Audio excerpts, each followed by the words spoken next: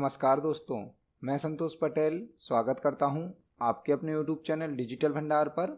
आज की वीडियो में हम CPCT एग्ज़ाम के लिए और सभी प्रकार के कॉम्पिटिटिव एग्ज़ाम के लिए कंप्यूटर से संबंधित 20 इम्पोर्टेंट क्वेश्चंस को समझने वाले हैं। जब हम एक क्वेश्चन को समझते हैं तो उससे संबंधित हमें कुछ और क्वेश्चन भी तैयार करने मिल जाते हैं। आप सभी क्वेश्चंस को नोट जरूर करें, क्योंकि एक क्वेश्चन से संबंधित एग्जाम में कुछ और क्वेश्चन भी बन सकते हैं। यदि आप CPCT एग्जाम के लिए तैयारी कर रहे हैं या आप किसी भी कॉम्पिटिटिव एग्जाम के लिए कंप्यूटर के इम्पोर्टेंट क्वेश्चन तैयार करना चाहते हैं तो आप हमारी वीडियोस के माध्यम से कंप्यूटर के इम्पोर्टेंट क्वेश्चन तैयार कर सकते हैं। चलिए शुरुआत करते हैं आज की इस वीडियो का। देखते हैं आज का हमारा पहला क्वेश्चन क्या है। पहला क्वेश्चन हमसे पूछा गया है, निम्नलिखित में से कौन सा कंप्यूटर एक्टिविटीज का सुपरवाइजर कहलाता है। निम्नलिखित में से कौन सा कंप्यूटर एक्टिविटीज का सुपरवाइजर कहलाता है। पहला क्वेश्चन हमसे पूछा गया है कि दिए गए ऑप्शन में से कौन सा ऑप्शन कंप्यूटर की गतिविधियों का सुपरवाइजर कहलाता है। ऑप्शन नंबर ए है मेमोरी, ऑप्शन नंबर बी है operating system, option number C है input output devices, option number D है कंट्रोल यूनिट। यहां पर एक वर्ड दिया गया है सुपरवाइजर। सुपरवाइजर मतलब जो कई चीजों को मैनेज करता है, कई लोगों से काम कराता है, वह हो जाएगा हमारा ऑपरेटिंग सिस्टम। कंप्यूटर में जो भी एक्टिविटीज होती हैं, जो भी गतिविधियां होती हैं, उन सब का सुपरवाइजर कौन होता है? ऑपरेटिंग सिस्टम, जो कि हमारे कंप्यूटर का एक मेन सॉफ्टवेयर होता है, जो कि एक सिस्टम सॉफ्टवेयर होता है। जब हमारे कंप्यूटर पर ऑपरेटिंग सिस्टम इंस्टॉल हो जाता है, ऑपरेटिंग सिस्टम रन हो जाता है, उसके बाद ही हम एप्लीकेशन सॉफ्टवेयर को रन कर सकते हैं। मतलब हमारे कंप्यूटर पर जो भी ऑपरेशन परफॉर्म होते हैं, जो भी एक्टिविटी परफॉर्म होती हैं, उन सबको कंट्रोल और मैनेज कौन करता है? ऑपरेटिंग सिस्टम करता है। जैसे कि विंडोज, लाइनेक्स, मैक, एंड्रॉयड, यह सभी क्या होते हैं? ऑपरेटिंग सिस्टम होते हैं। तो इस क्वेश्चन का आंसर हो जाएगा option number B, operating system. Computer की एक्टिविटीज का मतलब कंप्यूटर की गतिविधियों का सुपरवाइजर कौन कहलाता है? Operating system. देखते हैं हमारे नेक्स्ट क्वेश्चन को। नेक्स्ट क्वेश्चन है, एक वेबसाइट से फाइल डाउनलोड करने वाले प्रोग्राम को क्या कहा जाता है।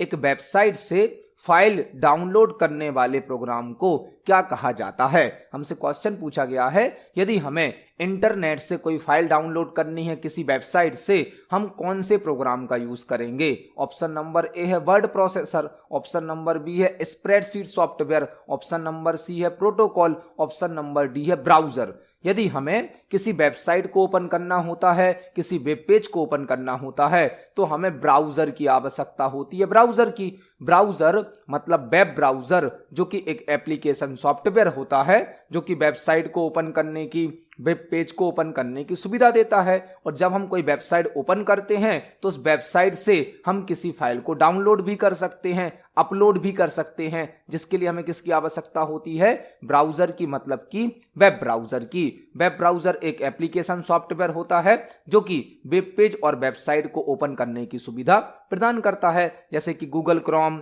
Internet explorer, Mozilla Firefox, opera mini, यह सभी वेब ब्राउजर होते हैं। तो एक वेबसाइट से यदि हमें फाइल को डाउनलोड करना है तो वेब ब्राउजर की आवश्यकता होती है। मतलब इस क्वेश्चन का आंसर क्या हो जाएगा? Option number D, browser. देखते हैं हमारे नेक्स्ट क्वेश्चन को। नेक्स्ट क्वेश्चन है, MS एक्सेल में आप डेटा को असेंडिंग या डिसेंडिंग ऑर्डर में कैसे व्यवस्थित कर सकते हैं। MS एक्सेल में आप डेटा को असेंडिंग या डिसेंडिंग ऑर्डर में कैसे व्यवस्थित कर सकते हैं। यह क्वेश्चन MS एक्सेल से पूछा गया है। यदि हमें MS एक्सेल में अपने डेटा को असेंडिंग ऑर्डर में या डिसेंडिंग ऑर्डर में जमाना है, व्यवस्थित करना है, तो हम कैसे कर सकते हैं। यह क्वेश्चन सॉर्टिंग टॉपिक से संबंधित है। सॉर्टिंग का मतलब क्या होता है? डेटा को एक फिक्स सीक्वेंस में अरेंज कर देना। एक ऑप्शन होता है, एक टेक्निक होती है सॉर्टिंग, जो कि डेटा को एक फिक्स सीक्वेंस में अरेंज करती है। सॉर्टिंग दो प्रकार की होती है, एक होती है असेंडिंग, एक होती है डिसेंडिंग। असेंडिंग मतलब डेटा को इंक्रीजिंग ऑर्डर में अरेंज किया जाता है। इंक्रीजिंग ऑर्डर मतलब ए से लेके जेड तक, पहले ए वाला डेटा आएगा, फिर बी वाला, फिर सी वाला, फिर डी वाला, ऐसे लास्ट में जेड आ जाएगा। जबकि डिसेंडिंग सॉर्टिंग में डेटा को डिक्रीजिंग ऑर्डर में अरेंज किया जाता है। डिक्रीजिंग ऑर्डर मतलब जेड से लेकर ए तक। तो यहां पर सॉर्टिंग से संबंधित क्वेश्चन पूछा गया है। हमसे पूछा गया है एमएस एक्सेल में आप डेटा को असेंडिंग या डिसेंडिंग ऑर्डर में कैसे व्यवस्थित कर सकते हैं। आपसे एक क्वेश्चन पूछा जा सकता है पेपर में कि डेटा को सीक्वेंस में अरेंज करना क्या कहलाता है। वह कहलाता है डेटा की सॉर्टिंग करना। सॉर्टिंग के द्वारा हम डेटा को निश्चित क्रम में जमा सकते हैं, मैनेज कर सकते हैं। और सॉर्टिंग दो प्रकार की होती है, असेंडिंग और डिसेंडिंग। तो हमसे पूछा गया है एमएस एक्सेल में आप डेटा को असेंडिंग या डिसेंडिंग ऑर्डर में कैसे व्यवस्थित कर सकते हैं। ऑप्शन हमारा सॉर्टिंग से संबंधित है, तो आंसर भी क्या हो जाएगा हमारा, डेटा मेनू के अंदर, डेटा टैब के अंदर कौन सा ऑप्शन सेलेक्ट करना पड़ेगा हमें, सॉर्ट ऑप्शन। एमएस एक्सेल में डेटा टैब के अंदर और होम टैब के अंदर सॉर्ट नाम का ऑप्शन होता है, जिससे हम डेटा की सॉर्टिंग कर सकते हैं और डेटा को असेंडिंग या डिसेंडिंग ऑर्डर में अरेंज कर सकते हैं। तो इस क्वेश्चन का आंसर क्या होगा, ऑप्शन नंबर ए। डेटा टैब के अंदर या डेटा मेन्यू के अंदर सॉर्ट नाम का ऑप्शन होता है, जिससे हम डेटा को असेंडिंग या डिसेंडिंग ऑर्डर में व्यवस्थित कर सकते हैं। इसको हम एक्सेल पर प्रैक्टिकली देख सकते हैं।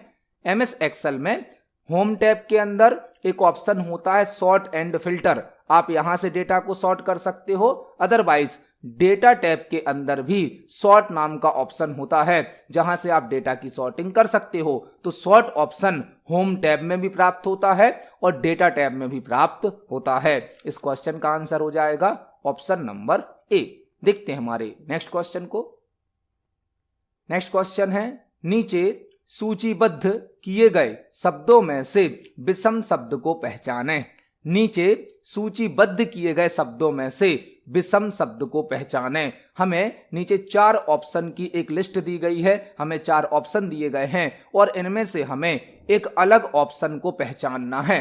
नीचे हमें 4 ऑप्शन दिए गए हैं, इनमें से हमें विषम शब्द को पहचानना है। मतलब 3 शब्द आपस में एक दूसरे से रिलेटेड हैं, लेकिन एक शब्द ऐसा है जो कि 3 शब्दों से अलग है, उसे हमें पहचानना है। ऑप्शन नंबर ए है एप्लीकेशन, ऑप्शन नंबर बी है peripheral devices, option number C है प्रोग्राम, ऑप्शन नंबर डी है सॉफ्टवेयर। तो यहां पर जो हमें 4 ऑप्शन दिए गए हैं, इनमें से 3 एक से कौन है, एप्लीकेशन, प्रोग्राम और सॉफ्टवेयर। यह तीनों एक ही हैं, क्योंकि एप्लीकेशन, प्रोग्राम, सॉफ्टवेयर एक ही होता है। कंप्यूटर को दिए गए निर्देशों का जो समूह होता है, कंप्यूटर को दिए गए निर्देशों के समूह को क्या बोला जाता है, प्रोग्राम, एप्लीकेशन या सॉफ्टवेयर। कंप्यूटर को दिए गए निर्देशों का समूह कहलाता है सॉफ्टवेयर, प्रोग्राम या एप्लीकेशन। लेकिन जो पेरिफेरल डिवाइसेस हैं, यह तो कुछ हार्डवेयर डिवाइसेस होती हैं जिनको हम कंप्यूटर सिस्टम से कनेक्ट करते हैं। तो एप्लीकेशन, प्रोग्राम और सॉफ्टवेयर तीनों ही सॉफ्टवेयर हैं, जबकि पेरिफेरल डिवाइसेस कुछ हार्डवेयर डिवाइस होती हैं। तो इस क्वेश्चन का आंसर क्या हो जाएगा, ऑप्शन नंबर बी। देखते हैं हमारे नेक्स्ट क्वेश्चन को। नेक्स्ट क्वेश्चन है, एमएस पावर पॉइंट में जब एक स्लाइड दूसरी स्लाइड में बदलती है तो इस प्रकार के विजुअल मूवमेंट को क्या कहते हैं। एमएस पावर पॉइंट में जब एक स्लाइड दूसरी स्लाइड में बदलती है तो इस प्रकार के विजुअल मूवमेंट को क्या कहते हैं।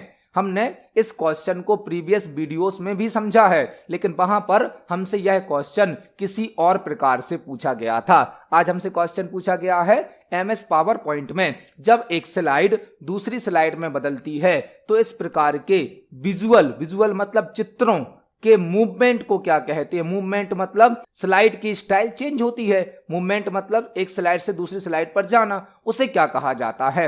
यहां पर आपको 2 क्वेश्चन तैयार करने हैं। एक होता है स्लाइड ट्रांजिशन, एक होता है एनिमेशन। यह दोनों ही स्पेशल टाइप के इफेक्ट होते हैं, एक एनिमेशन और एक ट्रांजिशन। जब हम पावर पॉइंट में कोई प्रेजेंटेशन बनाते हैं तो पावर पॉइंट प्रेजेंटेशन में जो पेज होता है उसे कहा जाता है स्लाइड।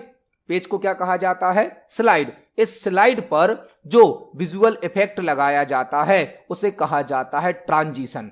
ट्रांजिशन मतलब कंप्लीट स्लाइड पर अप्लाई होता है। हम आपको यह सभी जो क्वेश्चन एक्सप्लेन कर रहे हैं यह भी पावर पॉइंट प्रेजेंटेशन पर तैयार किए गए हैं। आपने देखा होगा जब हम एक स्लाइड से दूसरी स्लाइड पर आते हैं तो यहां पर हमें एक इफेक्ट देखने मिलता है, यही इफेक्ट कहलाता है ट्रांजिशन इफेक्ट। और ट्रांजिशन किस पर अप्लाई होता है? स्लाइड पर। जबकि एक होता है एनिमेशन इफेक्ट। एनिमेशन इफेक्ट कहां अप्लाई होता है?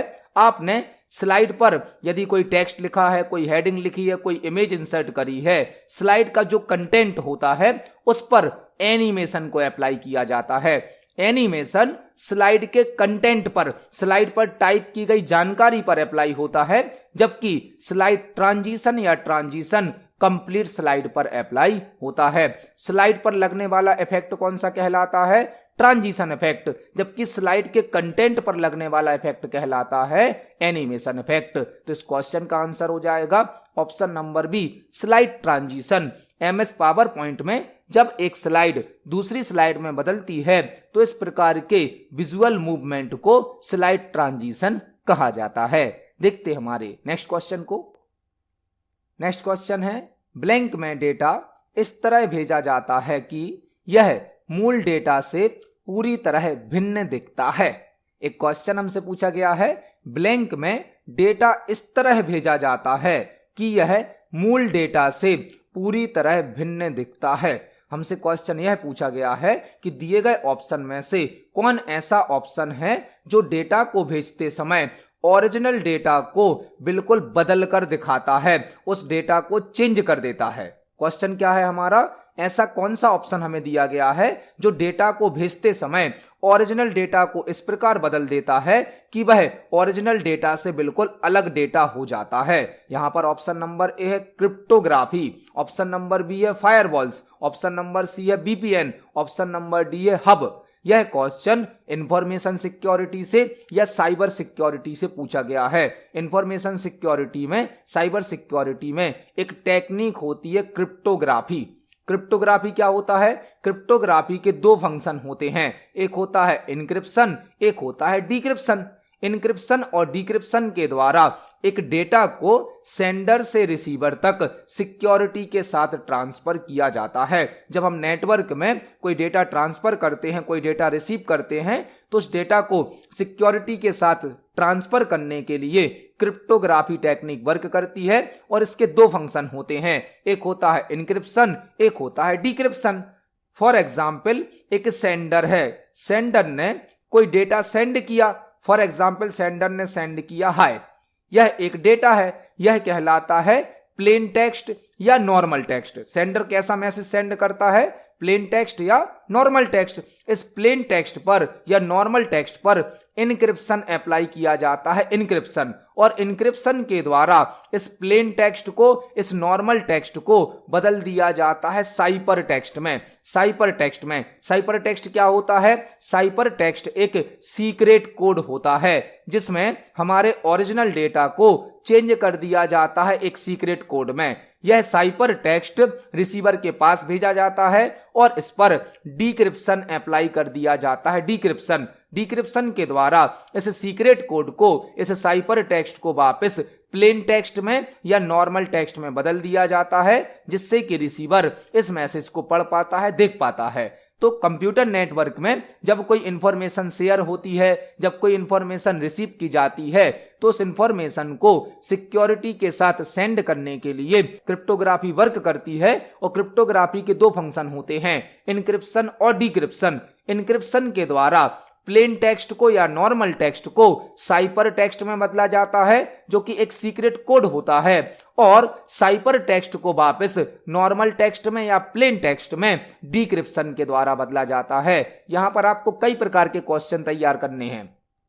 पहला क्वेश्चन तो आपसे पूछा ही गया है, ब्लैंक में डेटा इस तरह भेजा जाता है कि डेटा मूल डेटा से पूरी तरह भिन्न दिखता है, तो वह हो जाएगा क्रिप्टोग्राफी। क्रिप्टोग्राफी में कौन कौन से फंक्शन होते हैं? इनक्रिप्शन और डिक्रिप्शन। इनक्रिप्शन क्या करता है? इनक्रिप्शन प्लेन टेक्स्ट को या नॉर्मल टेक्स्ट को साइपर टेक्स्ट में बदल देता है। साइपर टेक्स्ट क्या होता है? साइपर टेक्स्ट एक सीक्रेट कोड होता है जिसे इनक्रिप्टेड टेक्स्ट भी कहा जाता है, जिसे एनकोडेड टेक्स्ट भी कहा जाता है। इसे आसानी से समझा नहीं जा सकता है और इस साइपर टेक्स्ट को वापस प्लेन टेक्स्ट में या नॉर्मल टेक्स्ट में बदलने के लिए डिक्रिप्शन का यूज किया जाता है। तो इस क्वेश्चन का आंसर क्या हो जाएगा? ऑप्शन नंबर ए, क्रिप्टोग्राफी। देखते हैं हमारे नेक्स्ट क्वेश्चन को। नेक्स्ट क्वेश्चन है, ब्लैंक टोपोलॉजी में नेटवर्क कंपोनेंट एक ही केबल से जोड़े जाते हैं। यह क्वेश्चन पूछा गया है टोपोलॉजी टॉपिक से। ब्लैंक टोपोलॉजी में नेटवर्क कंपोनेंट एक ही केबल से जोड़े जाते हैं। कंप्यूटर नेटवर्क का यह क्वेश्चन है। टोपोलॉजी क्या होती है? जब कोई कंप्यूटर नेटवर्क बनाया जाता है तो उस नेटवर्क को बनाने में मल्टीपल टाइप के कंपोनेंट यूज होते हैं, अलग अलग प्रकार के कंपोनेंट यूज होते हैं। उन सभी कंपोनेंट्स को प्रॉपरली अरेंज करने के लिए टोपोलॉजी का यूज किया जाता है। टोपोलॉजी एक कंप्यूटर नेटवर्क में यूज होने वाले सभी कंपोनेंट को प्रॉपरली अरेंज करती है। कई प्रकार की टोपोलॉजी होती है, बस topology, star topology, ring topology, tree topology, mesh topology, hybrid topology. हमसे क्वेश्चन पूछा गया है ब्लैंक टोपोलॉजी में नेटवर्क कंपोनेंट्स एक ही केबल से जोड़े जाते हैं, वह टोपोलॉजी कहलाती है बस टोपोलॉजी। बस टोपोलॉजी में क्या होता है? सभी कंपोनेंट को एक सिंगल केबल के माध्यम से, सिंगल वायर के माध्यम से कनेक्ट किया जाता है। बस टोपोलॉजी में जो भी हमारे नेटवर्क के कंपोनेंट होते हैं वह एक सिंगल केबल से कनेक्ट होते हैं। इसे लीनियर टोपोलॉजी भी कहा जाता है। लीनियर मतलब लाइन में होती है, सिंगल वायर यूज होता है बस टोपोलॉजी में, और इसे लीनियर टोपोलॉजी भी कहा जाता है। तो इस क्वेश्चन का आंसर हो जाएगा ऑप्शन नंबर सी, बस टोपोलॉजी में नेटवर्क कंपोनेंट एक ही केबल से जोड़े जाते हैं। देखते हैं हमारे नेक्स्ट क्वेश्चन को। नेक्स्ट क्वेश्चन है, सीक्रेट कोड जो कुछ प्रोग्राम्स में एंट्री को प्रतिबंधित करता है उसे ब्लैंक कहा जाता है। सीक्रेट कोड जो कुछ प्रोग्राम्स में, प्रोग्राम्स मतलब किसी सॉफ्टवेयर में एंट्री को प्रतिबंधित करता है, उस पर रोक लगाता है, रिस्ट्रिक्शन लगाता है, उसे ब्लैंक कहा जाता है। एक सीक्रेट कोड जो कुछ प्रोग्राम्स में एंट्री को प्रतिबंधित करता है उसे ब्लैंक कहा जाता है, उसे कहा जाता है पासवर्ड। पासवर्ड क्या होता है? पासवर्ड एक सीक्रेट कोड होता है। जब आप किसी ऐप में, किसी वेबसाइट पर, किसी सॉफ्टवेयर पर अपना अकाउंट बनाते हैं तो आपको एक यूजर नेम देना होता है, एक पासवर्ड देना होता है। जब आप उस ऐप में, उस वेबसाइट में लॉगिन करते हैं तो आपको अपना यूजर नेम और पासवर्ड एंटर करना होता है।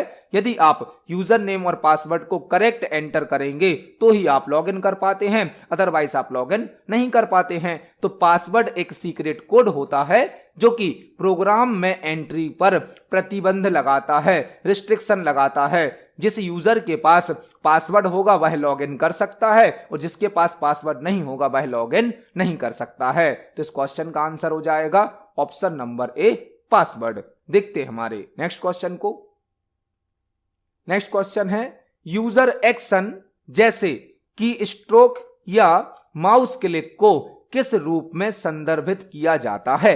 यूजर एक्शन जैसे की स्ट्रोक या माउस क्लिक को किस रूप में संदर्भित किया जाता है? ऑप्शन नंबर ए है इंटरप्ट्स, ऑप्शन नंबर बी है टास्क, ऑप्शन नंबर सी है प्रोसेस, ऑप्शन नंबर डी है इवेंट। हमसे क्वेश्चन पूछा गया है यूजर एक्शन मतलब जब यूजर कोई एक्शन परफॉर्म करता है, यूजर कोई काम करता है, जैसे की स्ट्रोक। की स्ट्रोक मतलब कीबोर्ड से किसी की को प्रेस करता है या माउस से क्लिक करता है, तो इसे क्या कहा जाता है?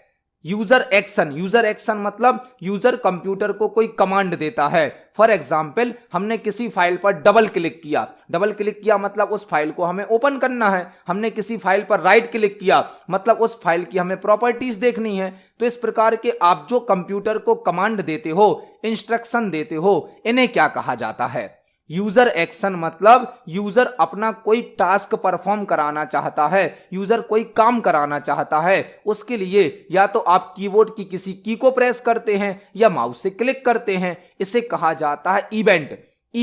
इवेंट मतलब किसी टास्क को एग्जीक्यूट करना, किसी टास्क को रन करना। इवेंट का मतलब क्या होता है? जब हम कंप्यूटर पर किसी की को प्रेस करते हैं या माउस से क्लिक करते हैं तो वहां पर एक इवेंट पास होता है। इवेंट का मतलब होता है हमें किसी एक्शन को परफॉर्म करना है। आपने देखा होगा कहीं पर आपको क्लिक करना होता है, कहीं पर आपको डबल क्लिक करना होता है, कहीं पर राइट क्लिक करना होता है, एंटर करना होता है, यह सभी कहलाते हैं इवेंट। इवेंट के द्वारा यूजर अपने किसी एक्शन को परफॉर्म करता है। तो इस क्वेश्चन का आंसर क्या हो जाएगा? Option number D, event. User action जैसे कि की स्ट्रोक मतलब कीबोर्ड से की को प्रेस करना या माउस क्लिक को इवेंट के रूप में संदर्भित किया जाता है। देखते हैं हमारे नेक्स्ट क्वेश्चन को।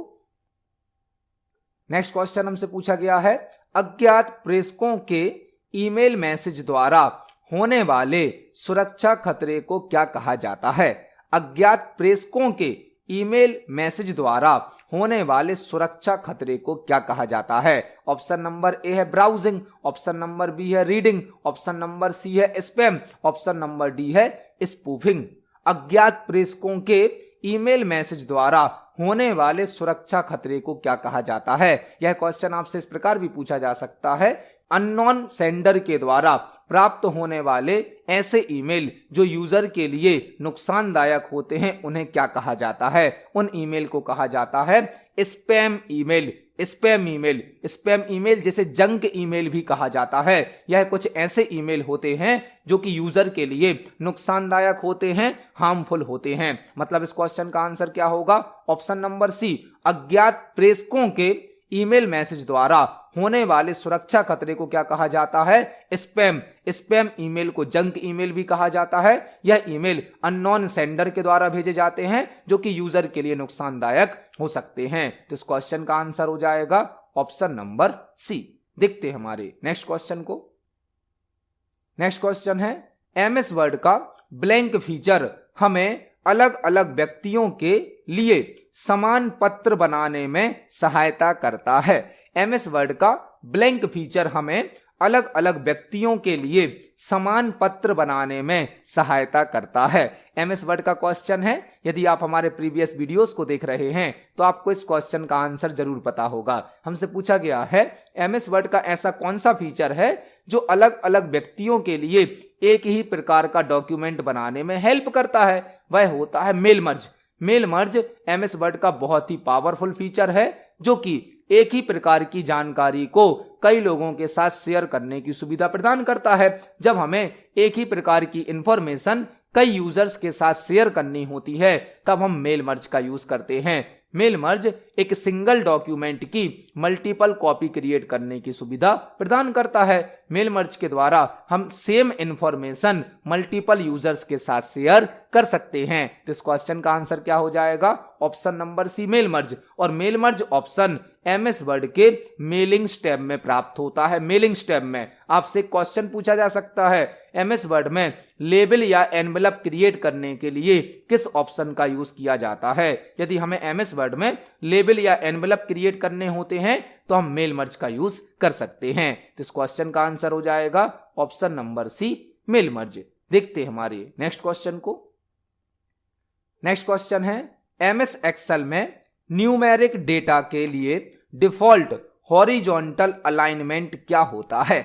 एमएस एक्सेल में न्यूमेरिक डेटा के लिए डिफॉल्ट हॉरिजॉन्टल अलाइनमेंट क्या होता है? यह क्वेश्चन एमएस एक्सेल से पूछा गया है। एमएस एक्सेल में न्यूमेरिक डेटा मतलब नंबर के लिए डिफॉल्ट हॉरिजॉन्टल अलाइनमेंट क्या होता है? यहां पर आपको 2-3 क्वेश्चन तैयार करने हैं। एमएस एक्सेल में जब आप कोई डेटा टाइप करते हैं तो वह सेल में टाइप होता है। सेल मतलब एक रो और कॉलम का इंटरसेक्शन। एमएस एक्सेल की जो वर्कशीट होती है उसमें मल्टीपल रो होते हैं, मल्टीपल कॉलम होते हैं। जब एक रो और कॉलम इंटरसेक्ट करता है तो एक सेल क्रिएट होता है। हम जो भी डेटा टाइप करते हैं वह सेल में टाइप होता है। जब आप एमएस एक्सेल के किसी सेल में टेक्स्ट टाइप करते हैं, तो टेक्स्ट का डिफॉल्ट अलाइनमेंट होता है लेफ्ट।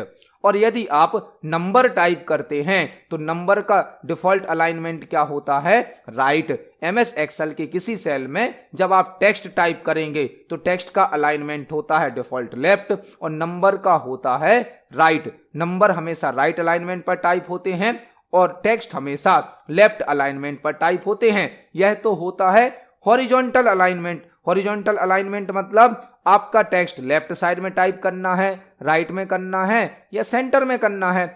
एक होता है वर्टिकल अलाइनमेंट। वर्टिकल मतलब आपको टेक्स्ट को टॉप पर टाइप करना है, मिडिल में टाइप करना है या बॉटम में। तो एमएस एक्सेल में जो हॉरिजॉन्टल अलाइनमेंट है वह नंबर का होता है राइट और टेक्स्ट का होता है लेफ्ट, लेकिन जो वर्टिकल अलाइनमेंट होता है, वर्टिकल अलाइनमेंट टेक्स्ट और नंबर दोनों के लिए बाय डिफॉल्ट होता है बॉटम। वर्टिकल अलाइनमेंट कौन सा होता है? बॉटम, जबकि हॉरिजॉन्टल अलाइनमेंट नंबर का अलग होता है और टेक्स्ट का अलग होता है। तो इस क्वेश्चन का आंसर क्या हो जाएगा? Option number B. MS Excel में न्यूमेरिक डेटा के लिए डिफॉल्ट हॉरिजॉन्टल अलाइनमेंट राइट होता है। हम इन सभी ऑप्शन को एक्सेल पर प्रैक्टिकली देख सकते हैं। चलते हैं एक्सेल पर। यह एमएस एक्सेल की वर्कशीट है। यदि आप यहां पर कोई भी नंबर टाइप करेंगे तो आप देख सकते हैं नंबर का डिफॉल्ट हॉरिजॉन्टल अलाइनमेंट क्या हो जाता है? राइट। और यदि हम यहां पर कोई टेक्स्ट टाइप करते हैं तो टेक्स्ट का डिफॉल्ट अलाइनमेंट क्या होता है? Left. Text by default left alignment पर टाइप होता है, जबकि number by default right alignment पर टाइप होता है।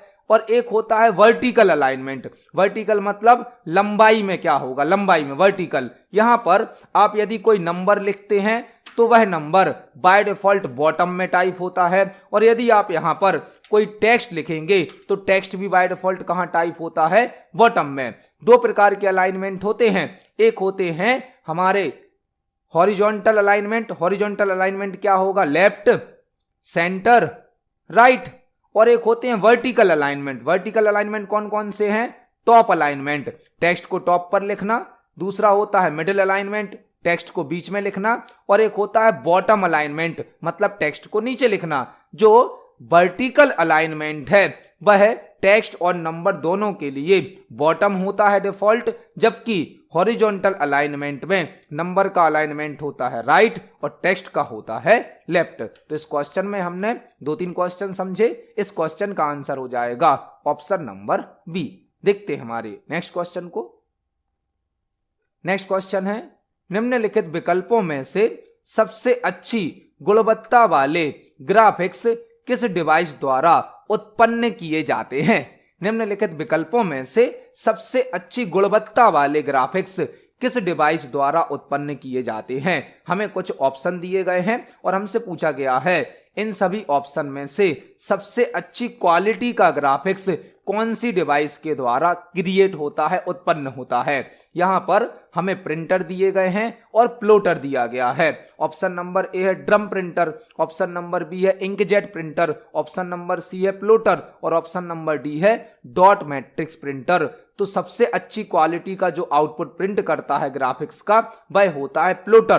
प्लॉटर जो कि एक आउटपुट डिवाइस है जो हमें हार्ड कॉपी आउटपुट प्रदान करता है, और प्लॉटर लार्ज साइज का आउटपुट हाई क्वालिटी में प्रिंट करता है। जो बड़ी साइज के फ्लेक्स होते हैं, होर्डिंग्स होते हैं, बैनर होते हैं, उन सभी को प्रिंट करने के लिए प्लॉटर का यूज किया जाता है। प्लॉटर हाई क्वालिटी में लार्ज साइज का आउटपुट प्रिंट करता है, बेस्ट क्वालिटी होती है प्रिंटर की। तो यहां पे आंसर क्या हो जाएगा? Option number C plotter. Plotter जो कि एक आउटपुट डिवाइस है जो कि हमें हार्ड कॉपी आउटपुट प्रदान करता है, और प्लॉटर का यूज वेक्टर ग्राफिक्स को प्रिंट करने के लिए किया जाता है। वेक्टर ग्राफिक्स मतलब हाई क्वालिटी के ग्राफिक्स। तो इस क्वेश्चन का आंसर हो जाएगा ऑप्शन नंबर सी। देखते हैं हमारे नेक्स्ट क्वेश्चन को। नेक्स्ट क्वेश्चन है, यदि आपके कंप्यूटर पर कई विंडोज ओपन हैं तो सभी को एक साथ मिनिमाइज करने के लिए क्या शॉर्टकट की होगी? यदि आपके कंप्यूटर पर कई विंडोज ओपन हैं, एक साथ कई विंडो आपने ओपन करी हैं, तो सभी को एक साथ मिनिमाइज करने के लिए क्या शॉर्टकट की होगी? हमसे क्वेश्चन क्या पूछा गया है? यदि आपके कंप्यूटर पर कई विंडो ओपन हैं या कई सॉफ्टवेयर ओपन हैं तो सभी को एक साथ मिनिमाइज करने की क्या शॉर्टकट की होगी? वह शॉर्टकट की होती है Windows plus M. Windows plus M से आपके कंप्यूटर पर जितने भी सॉफ्टवेयर ओपन हैं, जितनी भी विंडो ओपन हैं, सभी एक साथ मिनिमाइज हो जाती हैं। देखते हैं हमारे नेक्स्ट क्वेश्चन को। नेक्स्ट क्वेश्चन है, किसी फाइल की विशेषताओं को एक्सेस करने के लिए माउस एक्शन क्या होगा? किसी फाइल की विशेषताओं को एक्सेस करने के लिए माउस एक्शन क्या होगा? यदि आपको किसी फाइल की प्रॉपर्टीज को उपयोग करना है, प्रॉपर्टीज को एक्सेस करना है, तो आप माउस का कौन सा एक्शन यूज करेंगे? ऑप्शन नंबर ए है ड्रैगिंग, ऑप्शन नंबर बी है ड्रॉपिंग, ऑप्शन नंबर सी है right click, option number D है शिफ्ट प्लस क्लिक। यदि आपको किसी फाइल की, किसी फोल्डर की या किसी आइकन की विशेषताओं को, प्रॉपर्टीज को एक्सेस करना है तो आपको उस पर माउस से राइट क्लिक करना होता है। राइट क्लिक करके आप किसी भी फाइल की, फोल्डर की या ऑब्जेक्ट की प्रॉपर्टीज को एक्सेस कर सकते हो। और इसकी एक शॉर्टकट की भी होती है ऑल्ट प्लस एंटर।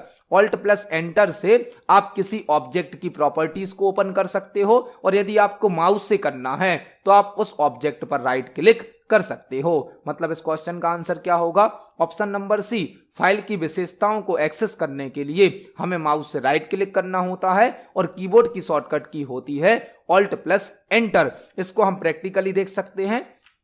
हमारे कंप्यूटर पर कई प्रकार के आइकन हैं और फाइल हैं। फॉर एग्जाम्पल हमें एक फाइल की प्रॉपर्टीज देखनी है तो हम इस फाइल को सिलेक्ट करेंगे और माउस से राइट क्लिक करेंगे। राइट क्लिक करने पर हमें एक ऑप्शन प्राप्त हो जाता है प्रॉपर्टीज, जहां से हम इस फाइल की प्रॉपर्टीज को देख सकते हैं। यही काम हम ऑल्ट प्लस एंटर शॉर्टकट की से भी कर सकते हैं। ऑल्ट प्लस एंटर से भी आप किसी ऑब्जेक्ट की प्रॉपर्टीज को ओपन कर सकते हैं। तो इस क्वेश्चन का आंसर हो जाएगा ऑप्शन नंबर सी।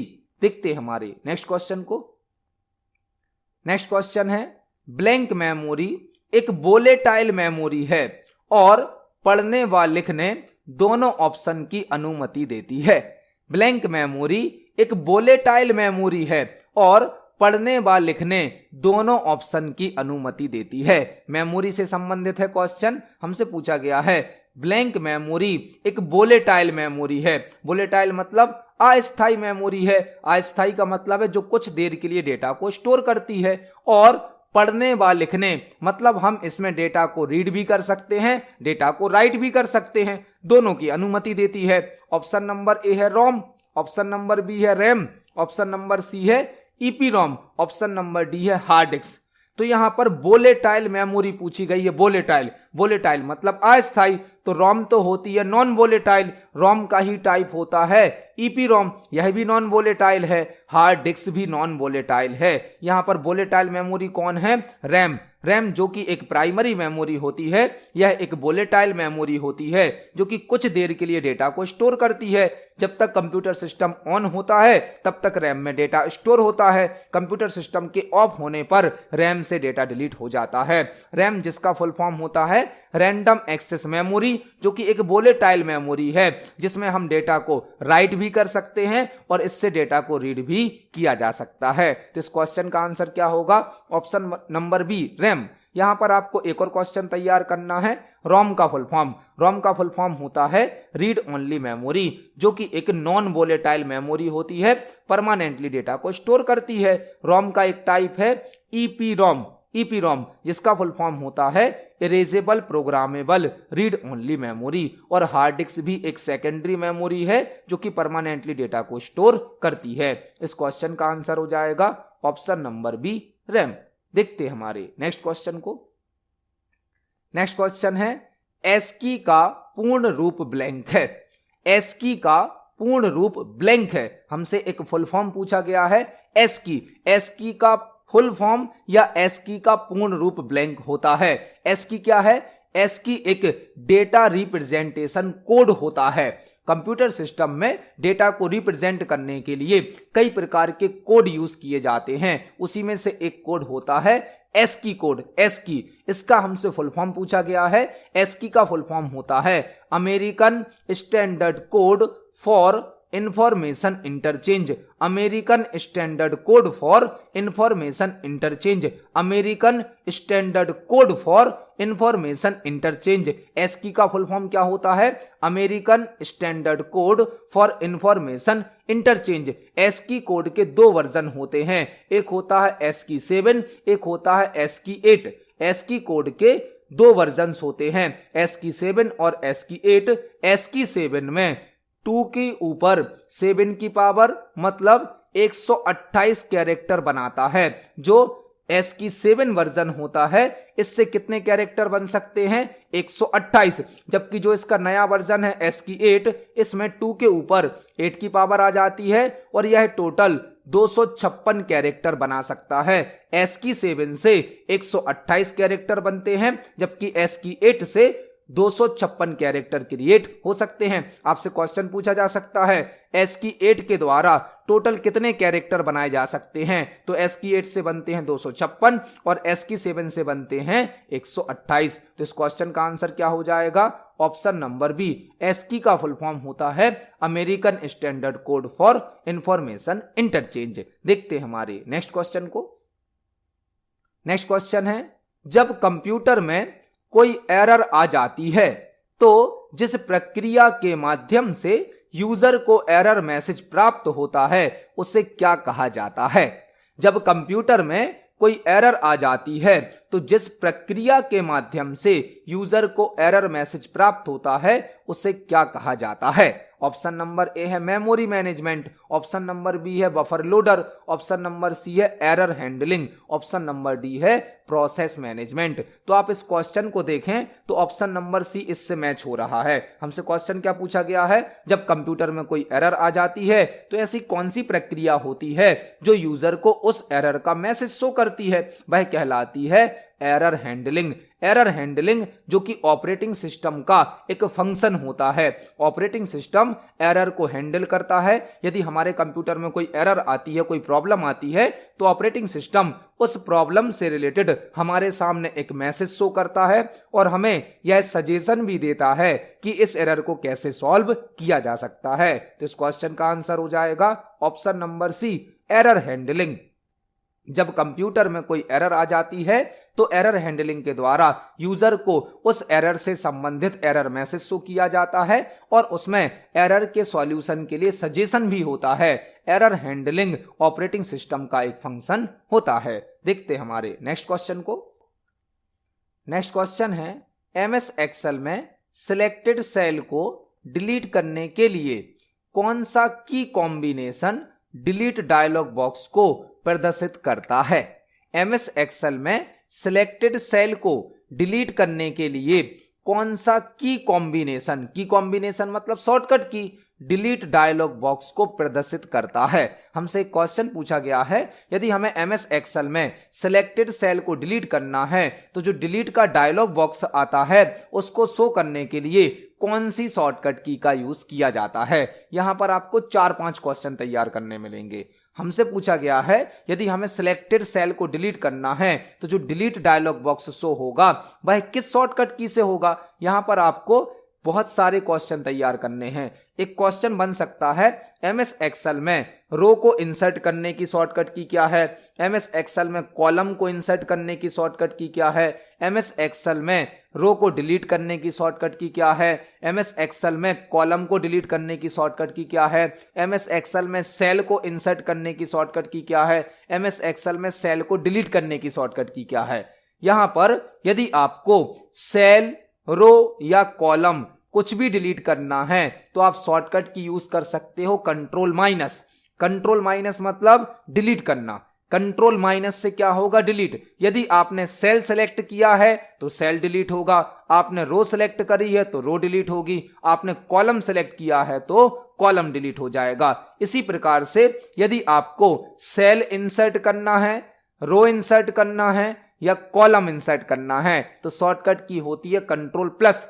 कंट्रोल प्लस से आप सेल, रो और कॉलम को इंसर्ट कर सकते हो। इसी प्रकार से कंट्रोल माइनस से आप सेल, रो और कॉलम को डिलीट कर सकते हो। तो यहां पर एक साथ 6 क्वेश्चन तैयार हो गए। इन सभी को हम एक्सेल में प्रैक्टिकली देख सकते हैं। यदि हमें MS एक्सेल में एक सेल को डिलीट करना है, जो सेल हमने सेलेक्ट किया है, तो हम कंट्रोल के साथ माइनस को प्रेस करेंगे। आप देख सकते हैं हमारे सामने डिलीट डायलॉग बॉक्स आ गया, जो कि हमसे क्वेश्चन में पूछा गया था। डिलीट डायलॉग बॉक्स शो हो गया। अब हमसे पूछा जा रहा है यहां पर सेल को डिलीट करना है, रो को डिलीट करना है या कॉलम को डिलीट करना है। यदि आपने सेल सेलेक्ट किया है और आप कंट्रोल माइनस प्रेस करेंगे तो आपके सामने डिलीट का डायलॉग बॉक्स आ जाता है। आपसे पूछा जाता है आपको सेल डिलीट करना है, रो डिलीट करना है या कॉलम डिलीट करना है। अभी आपने सेल सेलेक्ट किया था तो आपके सामने डिलीट का डायलॉग बॉक्स आ रहा है। यदि हम एक कंप्लीट कॉलम सेलेक्ट करें और कंट्रोल माइनस को प्रेस करें तो आप देख सकते हैं डायरेक्ट कॉलम डिलीट हो गया। कंट्रोल माइनस से आप कॉलम को डिलीट कर सकते हो। इसी प्रकार से यदि हम रो को सिलेक्ट करें, रो को, और हम कंट्रोल माइनस प्रेस करें तो रो डिलीट हो जाती है। मतलब कंट्रोल माइनस से हम सेल को, रो को और कॉलम को डिलीट कर सकते हैं। इसी प्रकार से यदि हमने एक सेल सेलेक्ट किया है और हम कंट्रोल प्लस को सिलेक्ट करें तो हमारे सामने इंसर्ट का डायलॉग बॉक्स आ जाता है। इंसर्ट का आपसे यहां पूछा जा रहा है सेल इंसर्ट करना है, रो इंसर्ट करना है या कॉलम इंसर्ट करना है। अभी हमने सेल को सिलेक्ट करके कंट्रोल के साथ प्लस को प्रेस किया था तो इंसर्ट का डायलॉग बॉक्स आ रहा। यदि हम एक कंप्लीट कॉलम को सिलेक्ट करके कंट्रोल के साथ प्लस को प्रेस करेंगे तो एक कॉलम इंसर्ट हो जाता है। कंट्रोल प्लस से कॉलम इंसर्ट हो रहा है। और यदि हम रो को सिलेक्ट करें, कंट्रोल प्लस करें तो यहां पे हो जाएगा एक रो इंसर्ट। कंट्रोल के साथ प्लस से हम सेल को, रो को और कॉलम को इंसर्ट कर सकते हैं। जो भी आपने सेलेक्ट किया होगा वह इंसर्ट हो जाएगा। इसी प्रकार से कंट्रोल माइनस से हम सेल, रो या कॉलम को डिलीट कर सकते हैं। तो यहां पर हमने एक साथ कई क्वेश्चन तैयार करे। इस क्वेश्चन का आंसर होगा ऑप्शन नंबर बी। देखते हैं हमारे नेक्स्ट क्वेश्चन को। नेक्स्ट क्वेश्चन है ब्लैंक सीमित समय के लिए बैटरी बैकअप प्रदान करता है। ब्लैंक सीमित समय के लिए बैटरी बैकअप प्रदान करता है। आपसे यह क्वेश्चन इस प्रकार भी पूछा जा सकता है कि कौन कंप्यूटर सिस्टम को पावर का बैकअप प्रदान करता है। वह होता है यूपीएस। यूपीएस क्या होता है? यूपीएस कुछ समय के लिए, कुछ निश्चित समय के लिए हमारे कंप्यूटर सिस्टम को पावर का या बैटरी का बैकअप उपलब्ध कराता है। यदि हम कंप्यूटर सिस्टम पर वर्क कर रहे हैं और पावर कट हो जाता है, इलेक्ट्रिसिटी पावर कट हो जाता है, हमारे कंप्यूटर में यदि यूपीएस लगा होता है तो हमारा कंप्यूटर सिस्टम कुछ देर तक ऑन रह सकता है। यदि इलेक्ट्रिसिटी पावर कट हो जाता है तो हम यूपीएस के माध्यम से एक निश्चित समय तक अपने कंप्यूटर सिस्टम को ऑन रख सकते हैं। तो यूपीएस क्या करता है? हमारे कंप्यूटर सिस्टम को बैटरी बैकअप प्रदान करता है या पावर का बैकअप प्रदान करता है। यूपीएस का फुल फॉर्म क्या होता है? Uninterruptible power supply. Uninterruptible power supply. तो इस क्वेश्चन का आंसर क्या हो जाएगा? ऑप्शन नंबर ए, यूपीएस। यूपीएस सीमित समय के लिए बैटरी बैकअप या पावर का बैकअप प्रदान करता है। तो इस क्वेश्चन का आंसर हो जाएगा ऑप्शन नंबर ए। तो आज की वीडियो में हमने सीपीसीटी एग्जाम के लिए और सभी प्रकार के कॉम्पिटिटिव एग्जाम के लिए कंप्यूटर से संबंधित 20 इंपोर्टेंट क्वेश्चंस को समझा। आप इन सभी क्वेश्चंस को पढ़ें, समझें। यदि आपका कोई क्वेश्चन है, कोई डाउट है तो कमेंट सेक्शन में जरूर पूछें। वीडियो पसंद आती है तो वीडियो को लाइक करें, ज़्यादा से ज़्यादा शेयर करें। मिलते हैं अगली वीडियो में। धन्यवाद।